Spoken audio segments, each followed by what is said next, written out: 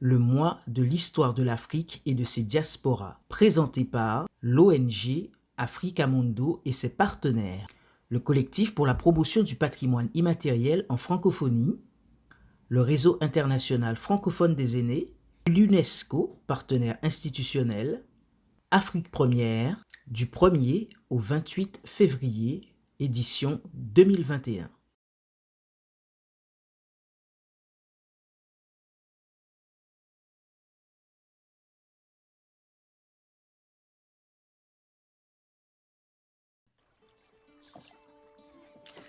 Bienvenue à toutes et à tous. C'est un bonheur pour nous de commencer ce mois de l'histoire de l'Afrique et de ses diasporas du 1er au 28 février. Dans le cadre du mois de l'histoire des Noirs, rappelez-vous, nous avons vécu un mois de l'histoire des Noirs extraordinaire au Bénin en 2020. Eh bien, on y va pour la seconde édition. Africa Mundo rebaptise cet événement le mois de l'histoire de l'Afrique et de ses diasporas du 1er au 28 février. Et on a le bonheur, le plaisir de commencer cette semaine consacrée à la spiritualité dans le cadre de notre programme. Eh bien, cette semaine est consacrée à la spiritualité africaine. Et on va commencer avec une prêtresse vaudou qui a bien voulu accepter notre invitation. C'est la sœur et notre Amazone Diokofena. Merci d'être avec nous. Merci d'avoir accepté d'ouvrir ce mois de l'histoire de l'Afrique et de ses diasporas avec Africa Mundo dans le cadre du mois de l'histoire des Noirs, un événement qui existe depuis plus de 50 ans aux États-Unis. Sœur Diokofena, merci d'avoir accepté notre invitation. Je vous en prie et merci également de m'avoir invité. Merci, merci. Alors, on va commencer cette discussion et cet échange. On va parler de spiritualité africaine. Vous êtes une prêtresse vaudou, donc évidemment, on va parler du vaudou. On va commencer par votre enfance. Comment ça s'est déclenché chez vous? Est-ce que, parce qu'en fait, c'est un appel, c'est Oui. soit on y répond, c'est soit on l'ignore. On peut l'ignorer. Certains disent qu'on peut l'ignorer jusqu'à un certain temps parce que c'est trop puissant, quoi. Et à un moment donné, il faut qu'on accepte qui on est. Et je vais vous laisser vous présenter. Merci d'avoir accepté notre invitation. Merci d'avoir accepté d'ouvrir ce mois de l'histoire de l'Afrique et de ses diasporas avec Africa Mundo. Bénina, je vous remercie de m'avoir invité. C'est un honneur pour moi de pouvoir m'exprimer par rapport à la spiritualité africaine et spécialement le vaudou. Oui, ça a commencé, comme on le dit normalement quand on est appelé, c'est dès qu'on commence à être formé depuis le ventre de sa mère. Et donc, je suis née en France, je ne suis pas née au Bénin.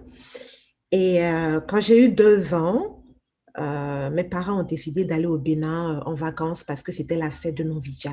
La Ce fête sont de des Béninois. Ce sont des Béninois. Voilà. La fête de Novitcha, en fait, c'est ce que les chrétiens appellent Pentecôte, mais la spiritualité africaine, enfin, au Bénin, surtout dans mon village, on fait la fête du vaudou en ce moment. On ne fait pas Pentecôte, mais c'est la fête du vaudou. Alors, c'est quel village précisément? Grand Popo. Grand Popo. Grand Popo au Bénin. Donc, voilà. Et donc, mes parents ont décidé d'aller au Bénin pour la fête de Novitcha. Et là, ils étaient sur les lieux pendant la fête. Il y avait un groupe de prêtresses, d'adeptes vaudous qui dansaient, qui chantaient, enfin bref. Et il y a une prêtresse qui est sortie du groupe, qui est venue vers ma mère et qui m'a enlevé limite. C'est-à-dire, elle m'a pris de force, elle a couru jusque dans leur couvent et m'a enfermée dedans. Oh. C'est un truc de fou, ouais. Et ça, ce sont mes parents qui me l'ont raconté, hein.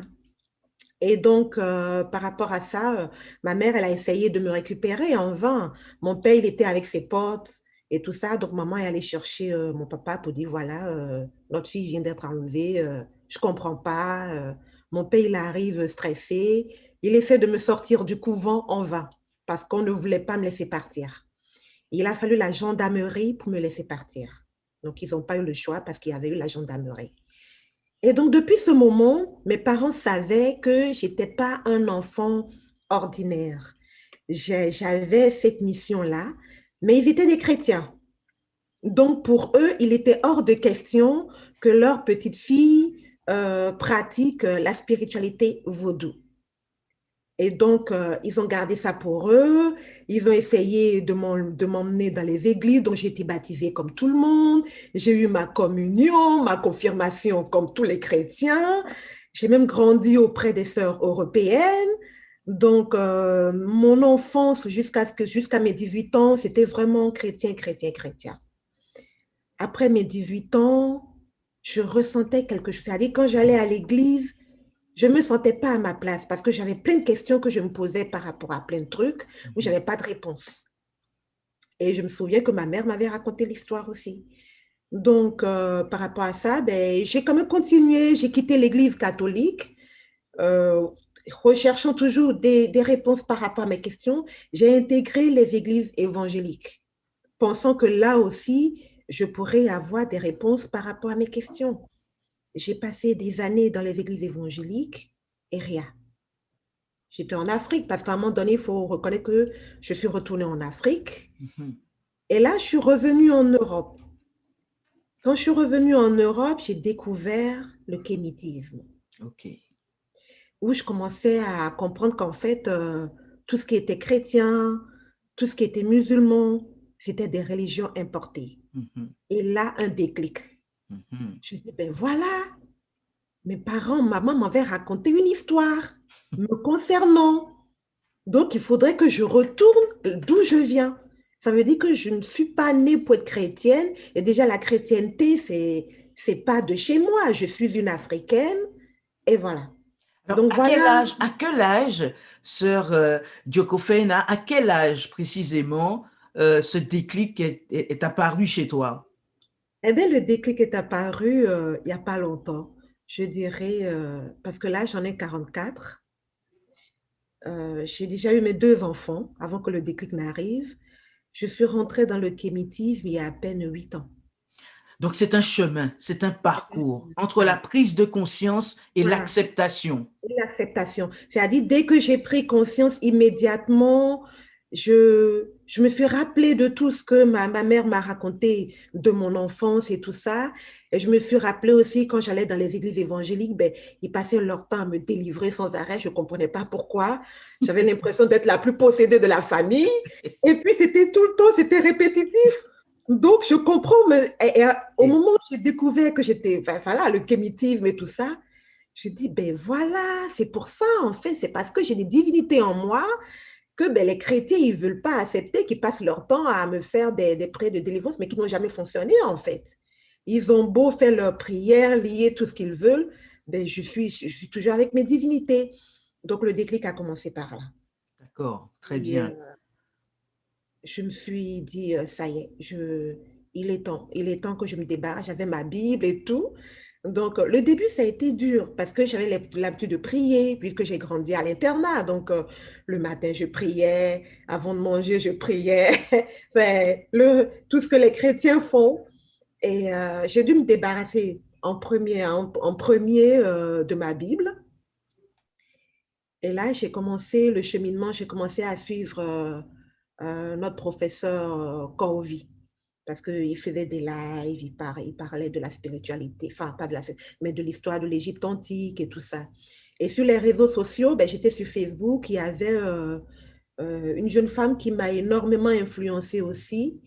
On parle jamais d'elle, c'est Nzola, c'est une jeune fille qui s'appelle Nzola. Je pense même pas qu'elle est initiée, mais elle est forte attirée par par la spiritualité. Donc, elle Africaine. parlait souvent, voilà, africaine. Donc, elle parlait souvent des divinités, de mamie, de ces choses-là. Et moi, j'ai toujours cru que la seule divinité que j'avais, c'était mamie. Mais en fait, c'était pas, il n'y avait pas que ça, en fait. Et je la suivais. Donc, en fait, il faut dire effectivement que vous avez été donc inspiré par certains, ceux qui étaient Ouais, déjà j'ai là. été Voilà. inspirée Quand par vous avez certaines. commencé à chercher en fait qui vous Voilà, êtes j'ai commencé à profondément, vous avez cherché à fouiller davantage ce chercher. qu'est la spiritualité africaine. Oui. Et quand j'ai commencé à fouiller, à entendre, le premier réflexe que j'ai eu, c'est de consulter le Fa. Parce que je sais qu'au Bénin, on consulte le Fa, voilà, on fait des sacrifices avant d'aller à l'initiation et tout ça. Donc, Alors, est-ce qu'on peut expliquer, parce qu'il y a des gens, nos abonnés ne savent pas tous hein, ce que ça signifie. ouais, Est-ce qu'on peut expliquer c'est quoi le phare? On va expliquer aussi le principe du vaudou. On va ouais, expliquer aussi comment vous êtes devenue prêtresse vaudou. ouais, Vous êtes donc née en France, mais de parents béninois.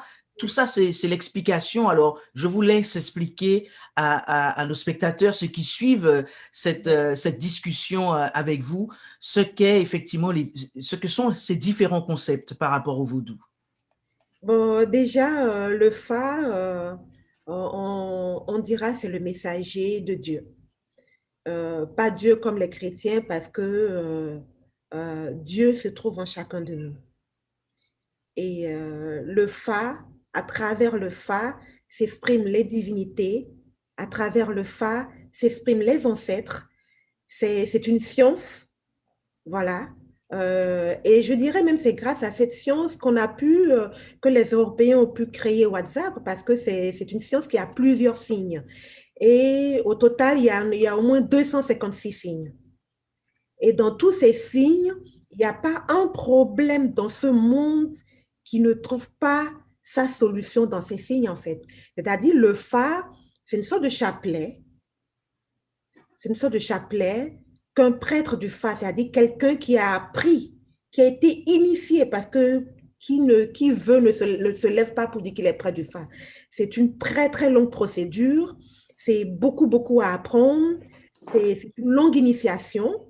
Et donc, qui veut n'est pas prêtre du Fa. Donc, c'est un prêtre du Fa qui a ce chapelet-là. Je vais l'appeler chapelet, mais c'est pas chapelet comme les chrétiens parce que voilà, c'est différent. Je ne sais pas, je n'ai pas l'image ici, sinon j'aurais bien aimé vous montrer. Donc, quand on consulte le Fa, c'est-à-dire le prêtre, lui, il se met en connexion avec les divinités, les ancêtres. Il jette ce chapelet et les signes qui sortent, de par là, il marque les signes et à travers, puisque chaque signe a une explication. Et c'est là qu'il arrive à décrypter les signes et expliquer le problème ou la solution. C'est-à-dire le Fa, il parle du futur, il parle du passé, il parle du présent. Le Fa, en fait, c'est comme une lampe qui éclaire le chemin, qui te dit non, va pas là, c'est à gauche tu dois aller. Non, c'est tel endroit. Non, c'est comme ça. Donc voilà à peu près ce que c'est que le Fa. En bref, parce que si je dois rentrer dans les détails, ça va être très, très long. Donc voilà. OK. Et donc, mon premier réflexe, c'était de consulter le Fa parce que je suis béninoise et on sait qu'au Bénin, quand tu veux commencer à entrer dans la spiritualité africaine, tout le monde est porté d'abord vers le Fa parce que si tu ne vas pas vers le Fa, tu ne sauras pas où aller. C'est aussi grâce au Fa que tu sais quelle divinité tu portes. Tu ne peux pas toi-même te lever comme ça et choisir une divinité, dire non, moi j'aime cette divinité-là, je veux. Non, c'est le Fa qui détermine la divinité que tu portes. Donc voilà. Donc j'ai consulté le Fa OK. et d'abord je consulte le Fa pour mes propres problèmes privés. Et puis là, ben, j'apprends aussi d'autres choses. Donc j'apprends déjà l'histoire aussi de mon enfance. Et je dis, ça c'est vrai, il y a eu un truc comme ça. J'apprends aussi d'autres divinités que je portais, dont je n'étais pas au courant, que je ne savais pas, que même mes parents ne savaient pas. Et j'apprends plein d'autres choses. Et là, je me dis, ah ouais. Et grâce au Fa, je comprends parce que moi, j'ai une vie assez compliquée. J'ai une enfance assez compliquée. Je suis maman de 2 enfants, mais je ne suis pas mariée. Et tout ça m'a permis de comprendre pourquoi je n'étais pas mariée. Et j'ai eu la réponse à plein de questions que j'avais dans ma tête. Et, et voilà. Donc, par là, j'ai commencé mon cheminement. Donc, entrer dans cette spiritualité africaine, cette spiritualité vaudou particulièrement, puisque je rappelle pour ceux qui viennent de se connecter que tu es né de parents béninois avec ton Bokono, c'est ça, hein, n'est-ce pas? Ouais. Voilà. Donc, en fait, l'idée, c'est donc cet apprentissage de fil en aiguille t'a permis de te révéler et de savoir qui tu es pleinement aujourd'hui Voilà. jusqu'à devenir prêtresse vaudou. À quel moment ça s'est déclenché précisément après cet apprentissage, tout ce que tu as pu comprendre dans ta vie? On se tutoie hein, maintenant, du coup. Euh, jusqu'à à quel moment tu as décidé effectivement de toi-même être De initié franchir le pas. Ben, au moment où j'ai décidé de franchir le pas, d'abord, on a de gros problèmes au Bénin par rapport au faux. Il n'y a pas que le Bénin, hein. Il y a le Togo, où il y a certains prêtres qui se disent prêtres divinatoires ou prêtres vaudous, mais en fait, qui ne le sont pas. Donc, j'ai eu cette expérience aussi. Durant mon parcours, je cherchais vraiment quelqu'un de sérieux, quelqu'un de vrai pour pouvoir m'aider à vraiment renouer avec les divinités que je portais et à pouvoir renouer avec mes ancêtres. Donc, j'ai eu ce parcours. Alors, sœur Jokofena, euh, tu mets ici le doigt sur quelque chose quand même d'assez criant. Hélas, il y a beaucoup de personnes qui dénoncent les charlatans, en fait. Beaucoup de personnes qui se révèlent comme ça, soit bokono, soit prêtres, etc. Comment effectivement démystifier ces choses-là? Comment savoir qui est bon et qui ne l'est pas, quoi, finalement? En tout cas, Mais pour ce côté divinatoire. je pense que pour ce côté divinatoire, le Fa, comment savoir qui est bon et qui n'est pas bon, c'est lors de la consultation. Quand vous consultez le Fa, même si vous le faites à distance, c'est-à-dire, supposons, je suis ici en Europe et puis je contacte un prêtre du Fa, je dis, voilà, je voudrais une consultation et qui me fait la consultation. Quand il vient vers moi, il doit être capable de me donner les signes qui sont sortis. Et il y a toujours 3 signes dans chaque consultation. Et s'ils ne donnent pas, parce que les faux, souvent, ils ne donnent pas de signes. C'est-à-dire, ils viennent, ils disent, oui, ta vie est comme ça, comme ça, comme ça, mais ils ne parlent pas des signes. Ils ne parlent pas du signe qui est sorti. Ça, c'est déjà un premier indice pour voir qui dit vrai du faux. OK. Maintenant, les prêtres du Fa ne sont pas forcément une personne qui peut initier. Le prêtre du Fa, il accompagne le Rounon, la prêtresse vaudou, le prêtre vaudou. C'est-à-dire, le prêtre du Fa, la prêtresse vaudou ne peut pas travailler sans le prêtre du Fa parce qu'elle a besoin ou il a besoin des messages des divinités des ancêtres avant de pouvoir travailler. Donc, les deux vont de pair, enfin, pas de pair, les deux sont ensemble en fait. Donc, quand vous consultez un prêtre du Fa qui doit faire les sacrifices, il faut s'assurer qu'il y a un rounon. Un rounon, c'est une prêtresse ou un prêtre du vaudou. Il faut s'assurer qu'il y a réellement un rounon qui est à ses côtés, qui va faire les sacrifices. Et qui va voir, parce qu'il y a certains sacrifices que le prêtre du Fa peut faire, mais il y en a d'autres qui ne peut pas faire et c'est le rounon qui doit le faire. Alors, une question en emmène une autre. Est-ce que tu peux expliquer brièvement l'importance des sacrifices dans ce culte? Voilà, on dit tout le temps, quand on n'est pas prêt à faire les sacrifices, il vaut mieux ne pas aller consulter. Parce que quand on consulte, que les divinités te pointent du doigt ou les ancêtres te pointent du doigt, là où il y a un problème, là où il faut réparer, et qu'on ne le fait pas, eh bien, malheureusement, le sort n'est pas épargné. Enfin, comment je vais dire?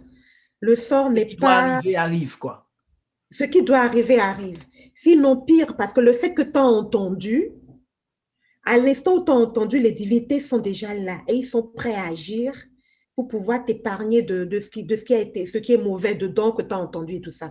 Donc, quand tu ne fais pas vite les consultations, attends, parce que je pense que pour les consultations, c'est 2 semaines ou 3 semaines maximum.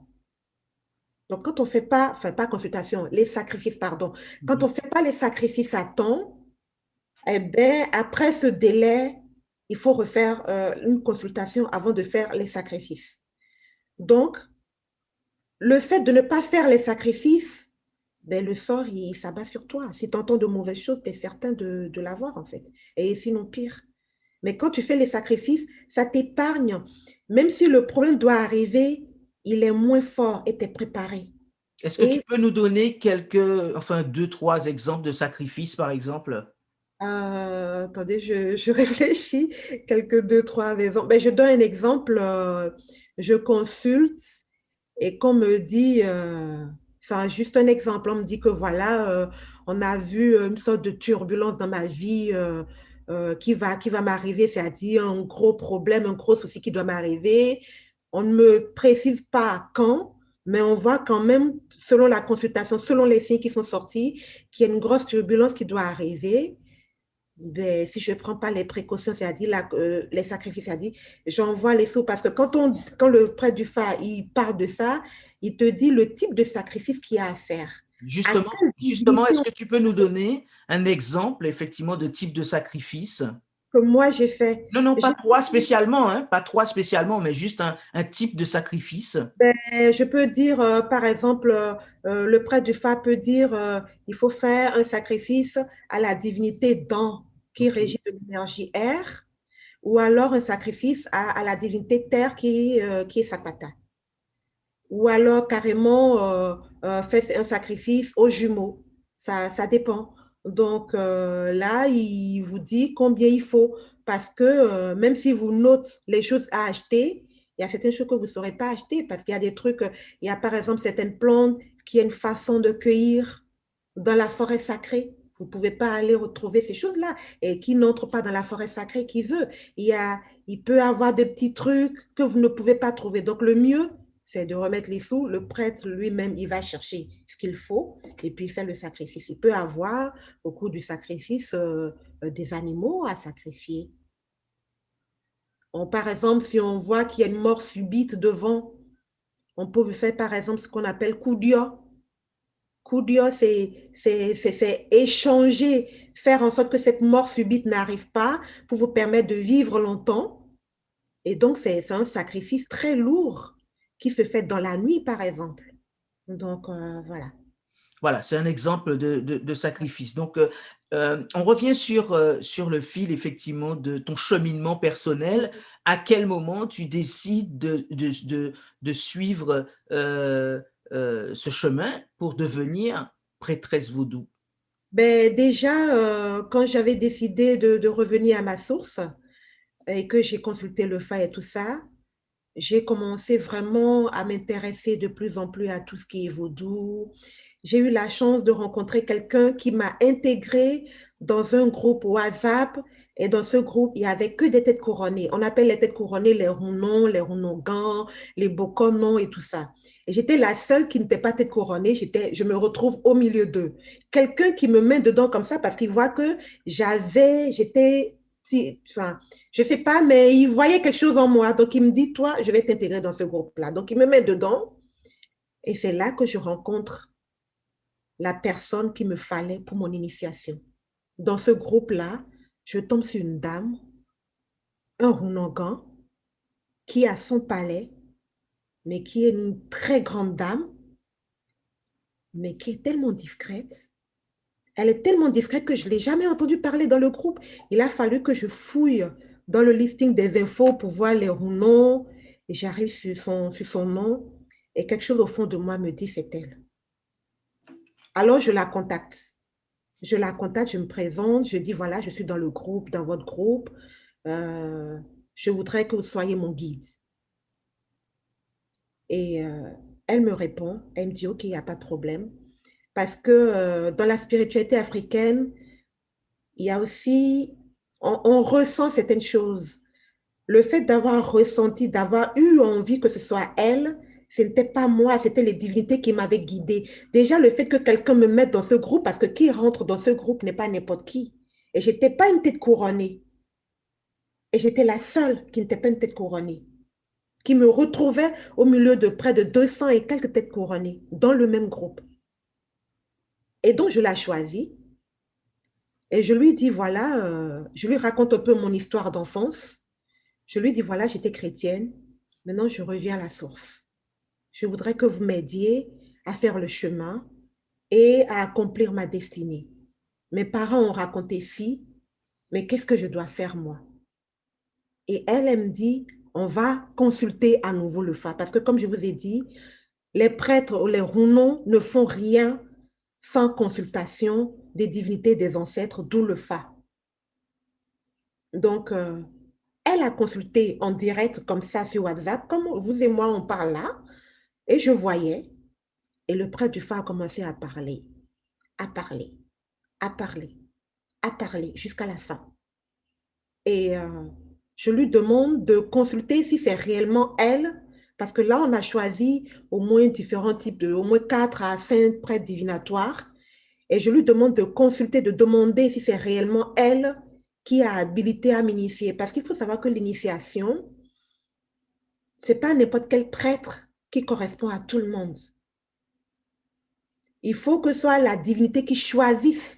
Parce que quand n'importe qui t'initie, ça peut détruire beaucoup de choses dans ta vie au lieu de réparer, en fait. Donc, voilà.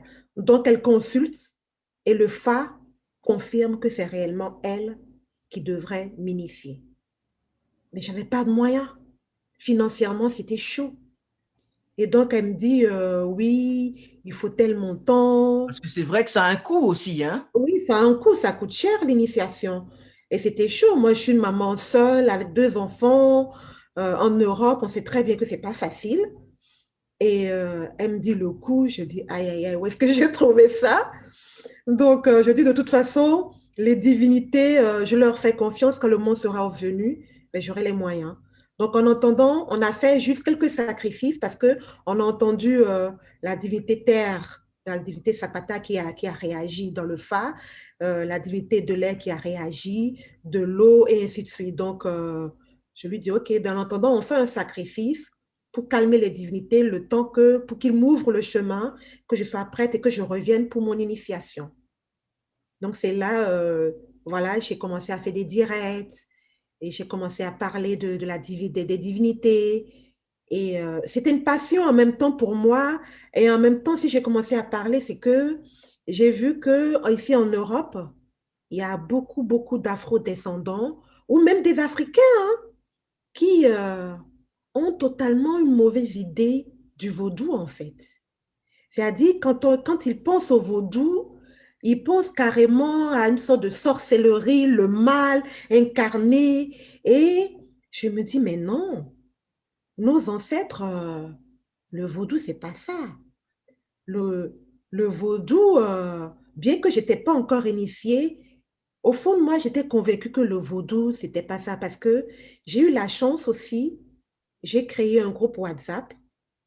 Et dans ce groupe, cette maman, ce Runongan, que j'honore et devant laquelle je m'incline, je l'ai choisie pour donner des cours dans le groupe parce que je dis, je ne vais pas garder pour moi toute seule. Donc, j'ai pris des gens dans le groupe pour voilà, recevoir ces cours-là. Et dans les cours, on avait les cours sur les divinités, on avait le cours sur la vie. Et là, on se rend compte en fait que la spiritualité africaine vaudou n'est pas ce qu'on nous fait croire. Donc, suivant les recherches, ça s'accentue. Je continue mes directs jusqu'au jour où, parce qu'il faut consulter souvent ce qui est concerné, ce qui est enfin, conseillé, c'est de faire des consultations du Fa au moins tous les 4 mois, tous les 6 mois, selon sa guise et tout ça. Et donc, je fais une consultation parce que je devrais le faire au moins de temps en temps pour voir si tout va bien dans ma vie. Et là, la divinité terre sort. Elle parle dans le Fa. Elle réclame que je descende. Mais c'était en pleine période de confinement, au mois de mars. En pleine période de confinement. Et moi, je n'étais pas prête. C'est vrai, j'avais prévu y aller l'année dernière, 2020, mais financièrement, je n'étais pas encore prête. Et ben, qu'est-ce que je fais? Je demande à la reine-mère de faire un sacrifice à la divinité, le temps que la divinité attende et que je sois vraiment prête, parce que je ne suis pas encore prête. On est en plein confinement, enfermé, on ne travaille pas, les revenus sont limites, voilà. Et la reine-mère, effectivement, elle fait les sacrifices. Et pendant les sacrifices, elle fait les sacrifices et puis elle consulte. pour voir si ça a été accepté. Parce qu'après chaque sacrifice, on reconsulte pour voir si les divinités ont accepté. Et là, on voit que ma divinité a refusé.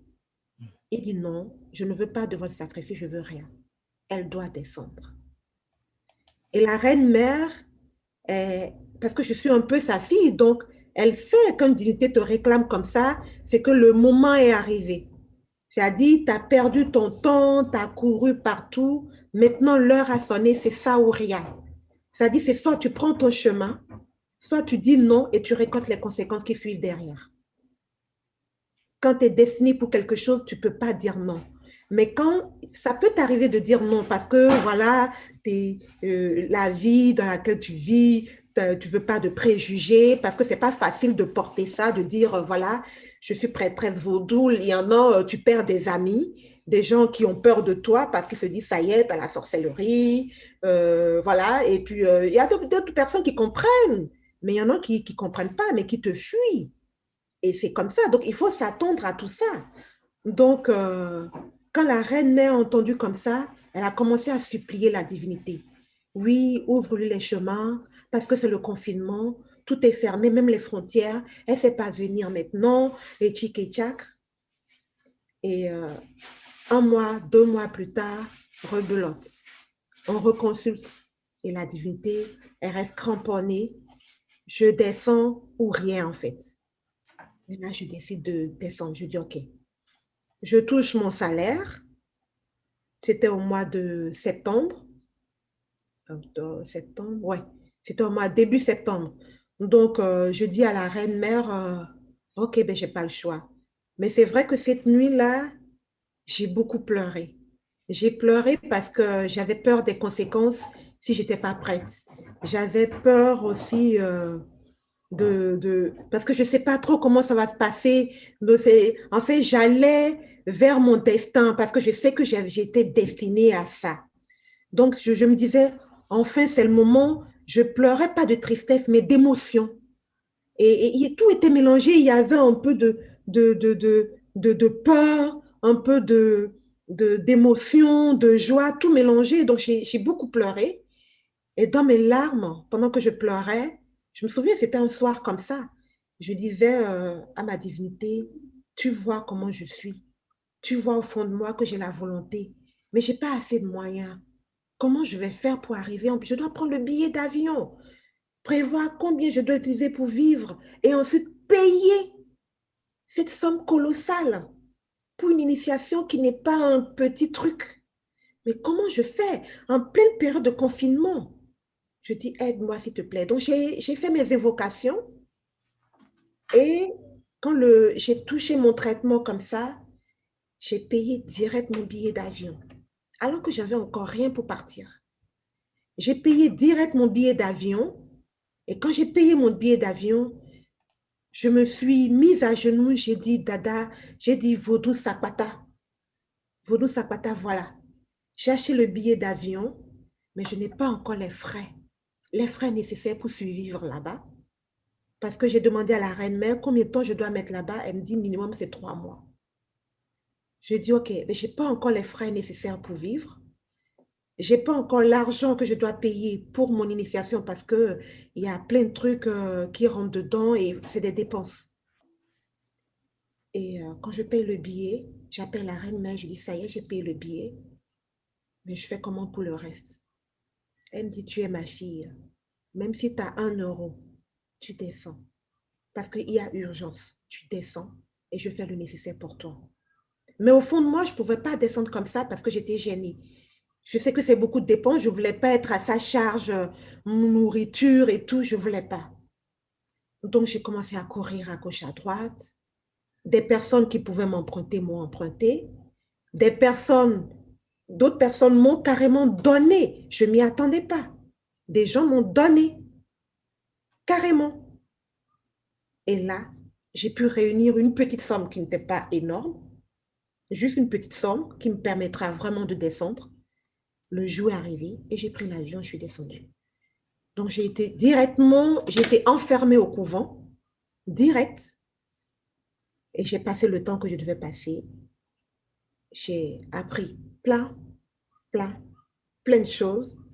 Je ne pourrais pas les révéler, mais ce que je sais, c'est que c'est waouh. C'est, je saurais, c'est juste waouh. Tellement c'est grand et c'est une grâce. D'accord. À la sortie du couvent, donc au Bénin, euh, est-ce que c'est à ce moment-là, en fait, c'est durant toutes ces cérémonies que tu deviens prêtresse vaudou ou comment Oui. aujourd'hui, est-ce que tu peux nous expliquer justement la finalité? Ben, déjà, la finalité, enfin, déjà, depuis le couvent, avant la consultation, on te dit, parce que c'est pas tout le monde qui est initié qui est censé être prêtre ou prêtresse. D'accord, ok, Voilà. Déjà, quand on t'initie, tu peux être juste un simple adepte. Et ça, c'est pas toi qui le décide, ni le ou non, c'est le Fa qui le dit. Donc, quand le Fa s'exprime, ce sont les divinités ou les ancêtres qui parlent. Donc, quand on sait que tu dois être prêtresse, quand tu rentres au couvent, tu n'es pas prêtresse d'une seule divinité en fait.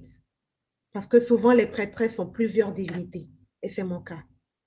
Mais dans toutes ces divinités-là, il y a une divinité qui est primordiale. Je ne sais pas si c'est comme ça que je dois m'exprimer, qui est primordiale, qui prend le dessus et les autres suivent après. donc c'est comme il y avait une divinité principale. Voilà une divinité principale, c'est ça en fait, ouais. C'est ça. Et donc, je sors et je pense que j'ai partagé les vidéos. C'est des danses, des pas de danse. C'est, on Il y a voit des aussi tout ça. choses il y a des choses du sacré que tu peux rendre publiques et il y en a d'autres qui restent dans le Je ne peux secret. pas. Ouais, je peux jamais. Il y a certaines choses que je peux rendre publiques. Ce sont les vidéos que j'ai partagées. Ça, c'est D'accord? public, à dit. C'est les choses qui ont été faites à ma sortie. Parce que quand tu sors du couvent, euh, il y a d'autres têtes couronnées d'un peu partout qui viennent. Parce que ça, c'est un nouveau membre qui arrive dans la famille, dans la grande famille. Donc ça devient une fête.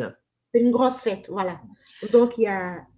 Oui, dites-moi. Oui, alors tout ça, on vous remercie vraiment, on te remercie vraiment d'accepter de nous parler comme ça de tout cela. C'est peu commun parce que ça reste de l'ordre du secret. Même beaucoup de Béninois ne disent pas hein, qu'ils pratiquent le vaudou. Bon, bref, bon, on sait que chacun consulte à sa manière. Oui, Voilà, mais ce sont des choses qui ne se disent pas. Donc, à oui, travers l'Internet, les réseaux sociaux, Facebook, Zoom, enfin bref, etc., il y a un certain nombre de choses, effectivement, et on voit sur le net, ça pullule en fait, le fait de dire qu'il y a plusieurs prêtresses, il y a plusieurs ceci, etc. Euh, à un moment donné, on a l'impression que ça devient un commerce d'argent, en fait, Sœur Diokofena. Comment on fait pour, encore une fois, démystifier le vrai du faux? Il y a des gens qui sont dans de vraies détresses sociales, morales, etc., et qui se voient arnaquer, ou en tout cas comme une vraie supercherie. Ça oui, devient un business d'argent. Et je vais plus loin, Sœur Diokofena, pour dire que même entre prêtresse vaudou et entre prêtres, euh, on sent une rivalité où celui-là critique celui-là, celle-là oui. critique celle-là. Est-ce que ça ne sert pas la cause en fait? Et comment justement, quel est ton regard en fait là-dessus en gros? Ben, c'est vrai ce que tu viens de dire. C'est vrai que parfois, il y en a qui peuvent le pratiquer et ne pas faire les choses correctement. Mais ce que moi, je sais que le vaudou, c'est d'abord les 42 lois de la Mahate. C'est ce que j'ai appris là-bas. J'ai appris à être humble, j'ai appris à partager, j'ai appris plein de trucs. Et normalement, mon regard par rapport à ça, oui, il y a certaines dérives. Mais les lois, les règles normalement du vaudou, ce sont les 42 lois de la Mahate. Maintenant, par rapport à ces dérives, c'est comme on- des personnes, oui, il y a certaines personnes qui sont réellement initiées, hein. Maintenant, un prêtre divinatoire, il ne fait que ça. Un prêtre vaudou, je vais dire, un prêtre vaudou est appelé à pratiquer uniquement ça. tu n'as pas le temps de faire d'autres business. Donc, si tu n'as pas le temps de faire d'autres business, ça veut dire que tu vis de ça. Maintenant, il y a un problème. Le problème, c'est quoi? C'est qu'il y a certaines personnes qui viennent, qui consultent. On leur dit, voilà, on a vu ça, ça, ça durant la consultation du FA. On va faire tel sacrifice pour essayer de régler votre problème. Et puis, quand on fait le nécessaire, ils ne trouvent toujours pas satisfaction. Ça peut arriver. Ça peut arriver. Mais ces cas-là, c'est comme, j'ai fait un direct une fois où j'ai expliqué en bref. Parce que même moi-même, j'ai déjà eu cette expérience-là, où j'ai fait certains sacrifices, où quand même, je n'ai pas eu tellement de satisfaction. Et j'ai même cru à un moment donné que je m'étais fait arnaquer, en fait. Mais non, je ne m'étais pas fait arnaquer parce que c'est le fait d'aller au couvent qui m'a fait comprendre certaines choses. Avant toute chose, c'est-à-dire quand tu n'es déjà pas dans le domaine, tu n'es pas dans le domaine, tu débarques comme ça, tu consultes et tu fais les sacrifices tant que tu n'es pas purifié. C'est-à-dire tant que tu n'as pas reçu un bain de purification. Quand on fait des trucs, supposons, je donne un exemple, hein, tu fais un truc de chance ou, je ne sais pas, quelque chose pour bien vendre ou, je ne sais pas, pour attirer de la clientèle dans ton business.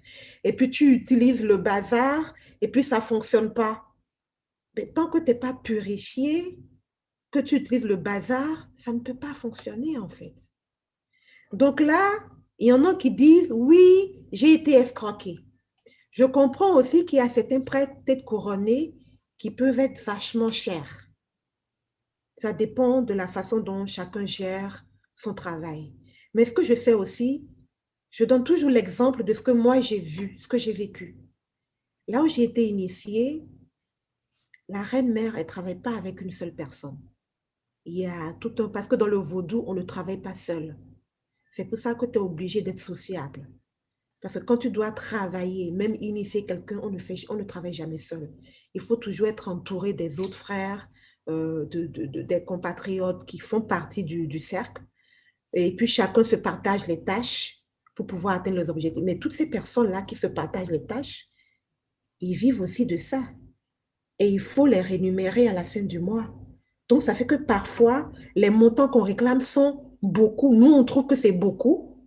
C'est vrai qu'on trouve que c'est beaucoup. Mais moi, quand j'ai été sur les lieux, j'ai vu que, ah ouais, c'est beaucoup, mais c'est vrai qu'il faut payer toutes ces personnes-là. Donc, je comprends en fait.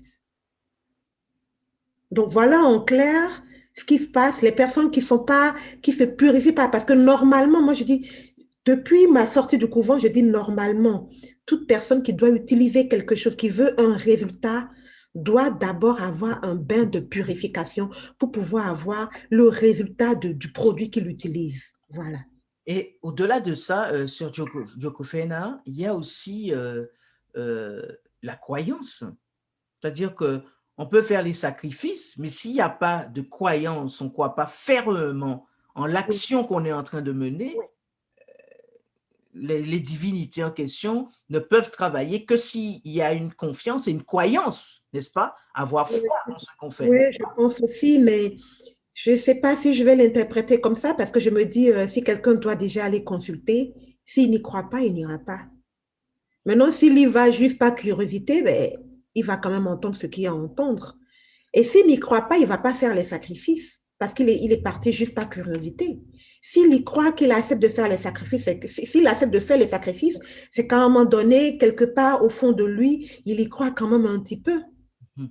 Et c'est suffisant. Sur Jokofena, on arrive quasiment au terme de cet entretien, hein, presque une heure d'entretien avec vous. Euh, de plus en plus de locodermes cherchent à participer, vont s'initier eux aussi.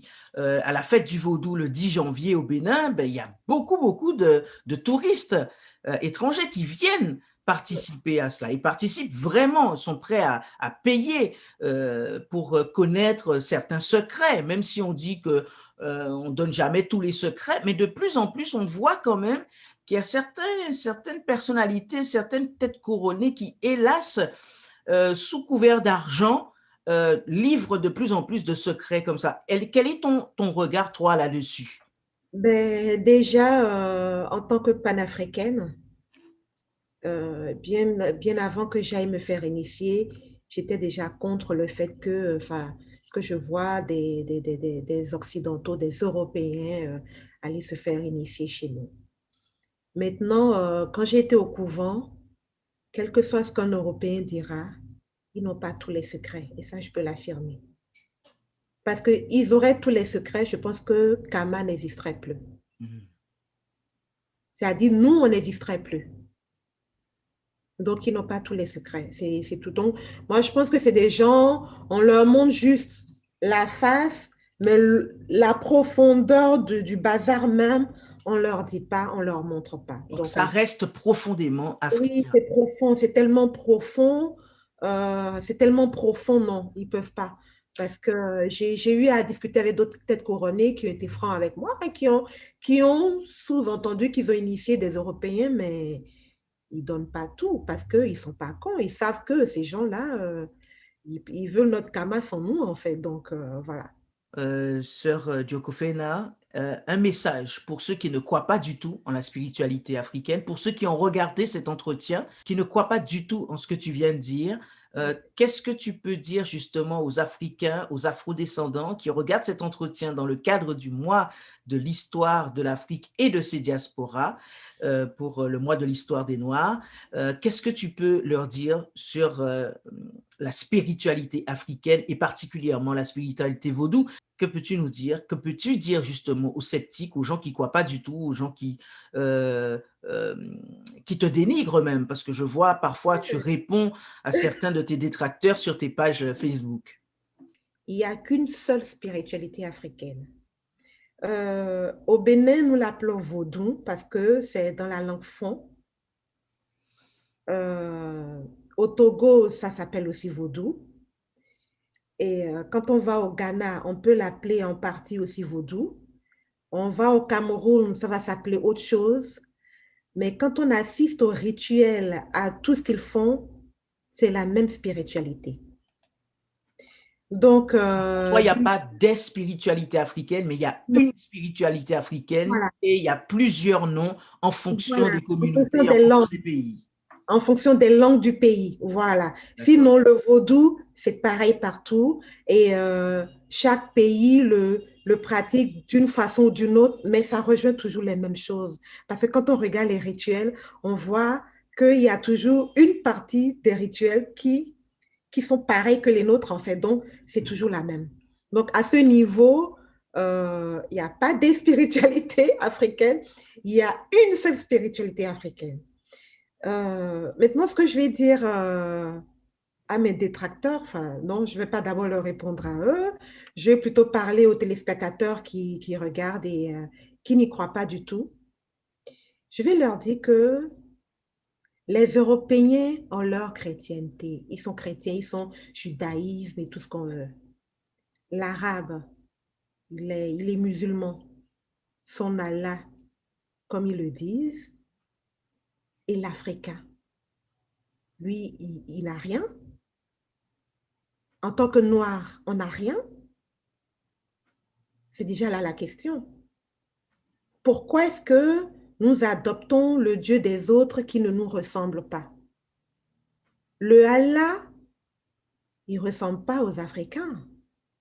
Le, le, le petit Jésus, excusez-moi le thème, j'espère que je ne choque pas, mais c'est comme ça que j'ai l'habitude de l'appeler, il ne ressemble pas aux Africains.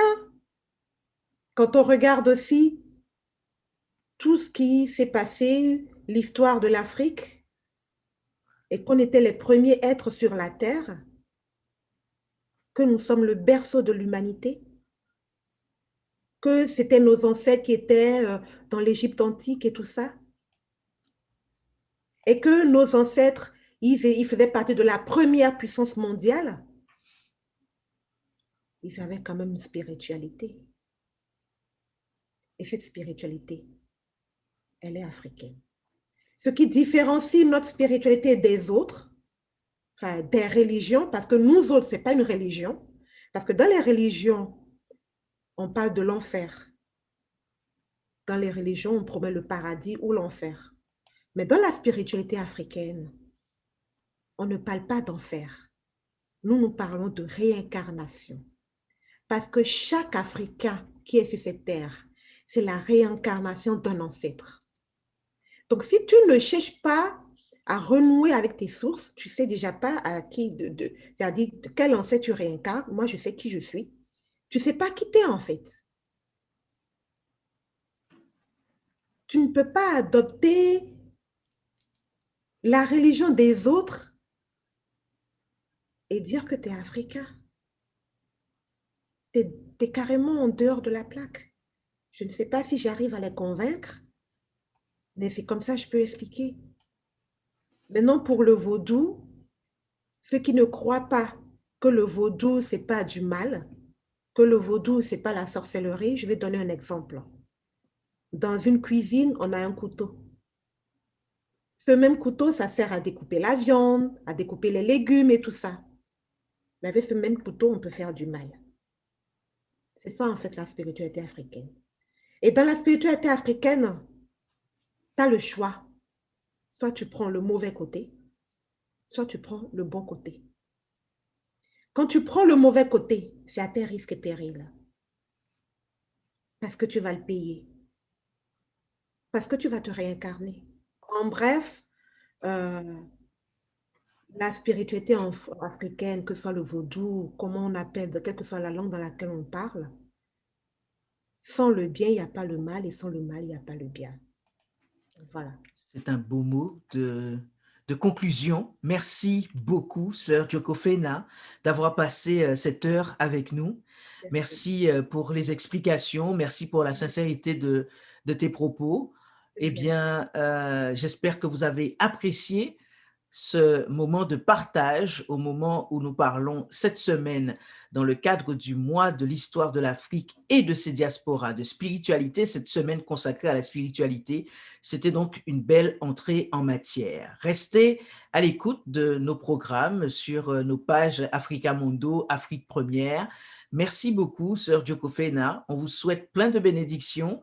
Merci. Et que vous puissiez effectivement partager au maximum avec humilité, avec sincérité, eh bien, votre savoir et votre spiritualité africaine que nous avons en partage. Merci beaucoup. Merci de nous avoir suivis. Merci, merci de m'avoir invité et de m'avoir permis de m'exprimer là-dessus. J'espère que les personnes qui ont des questions au fond d'eux ont pu avoir quelques réponses par rapport à leurs questions. Et merci à toi et encore bonne année. Merci beaucoup. Merci infiniment. De rien.